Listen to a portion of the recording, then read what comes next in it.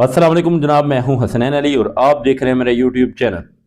नाज़रीन, इस्लामाबाद में जो खुदकुश धमाका हुआ इसके बारे में आप सब जानते हैं, क्योंकि इस वक्त पाकिस्तान का सोशल मीडिया इन तस्वीर और वीडियो से भरा पड़ा है। जो इस्लामाबाद में वाक़या पेश आया, नाज़रीन, इंतहाई तकलीफदेह मनाज़र हैं। नमाज जुमा की अदायगी के दौरान खुदकुश धमाका किया गया। वहाँ पर कितने लोग शहीद हुए, क्योंकि नंबर मुसलसल बढ़ता जा रहा है। शुरू में जो इतलात आई थी वो ये थी कि 15 लोग शहीद और 85 लोग जख्मी हुए हैं। इसके बाद ये इतलात आई कि 30 लोग शहीद और 150 के करीब जख्मी हैं। अब नंबर इससे भी ज़्यादा बढ़ चुका है। इस अफसोसनाक वाक़े में बच्चों की भी शहादतें हुई हैं। कुछ के नाम सामने आए हैं जो मैं आपको बता देता हूँ। इसमें एक 8 साल का बच्चा मोहम्मद सारम भी मौजूद था, जो जाहद महमूद का बेटा था। फिर अली असगर, जिसकी उम्र 10 साल थी, सैफ काजमी का बेटा था। इसके अलावा कासम गिलानी एज 12 साल, सबतैन अली काजमी एज 15 साल, कैस रजा एज 17 साल, जामन अली एज 21 से 22 साल, इसी तरह रजवान एज 25 साल और कुछ और भी लोग थे जो इस सानहे में शहीद हुए।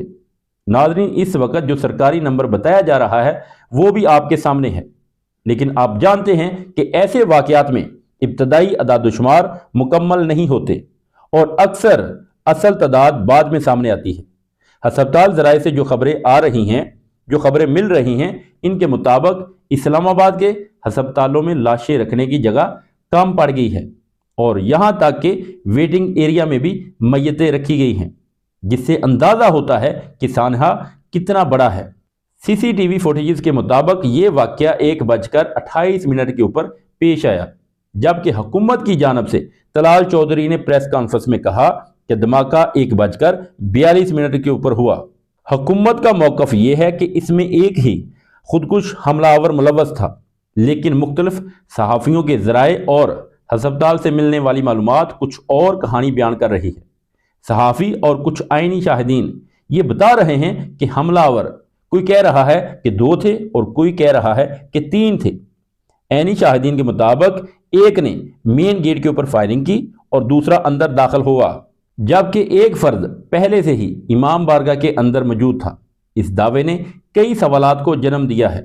हुकूमत का कहना है कि हमलावर अफगान शहरी नहीं था, लेकिन ये बात सामने आई है कि वो कई बार अफगानिस्तान जा चुका था और शुबा जाहिर किया जा रहा है कि उसे वहाँ से तरबियत मिली है। और एक और अफसोसनाक बात यह है कि आईजी इस्लामाबाद अली नासर रिजवी के फर्स्ट कज़न भी इस धमाके में शहीद हुए हैं, जिसकी तस्दीक तलाल चौधरी और इमाम बारगाह के अकाबरीन ने भी की है। इस वक्त लोगों से अपील की जा रही है कि वो हस्पताल पहुंचकर खून के अतियात दें, क्योंकि ज़ख्मियों की तादाद ज़्यादा है।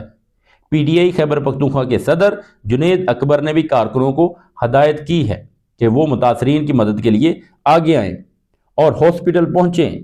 नाज़रीन, जाए वकूआ पर दिल दहला देने वाले मनाजर थे और लोग बार बार ये सवाल कर रहे थे कि हमारा कसूर क्या है, क्या नमाज पढ़ना जुर्म है जो हमें इस तरह निशाना बनाया गया।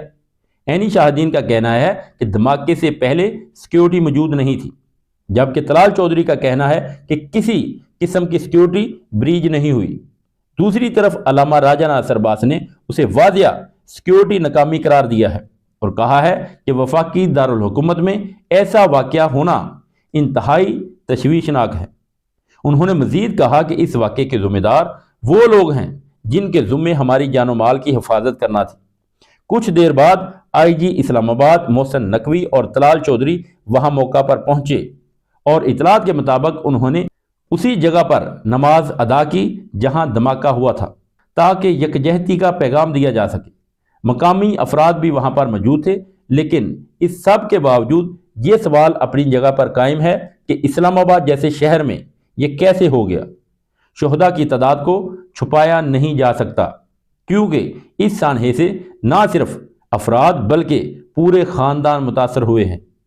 इसी दौरान लाहौर में बसंत की तकरीबात जारी थीं, जिस पर पंजाब हुकूमत और मीडिया को तनकीद का सामना करना पड़ा। इतने बड़े सानहे के बावजूद बसंत और दीगर प्रोग्राम्स की कवरेज क्यों की जा रही है।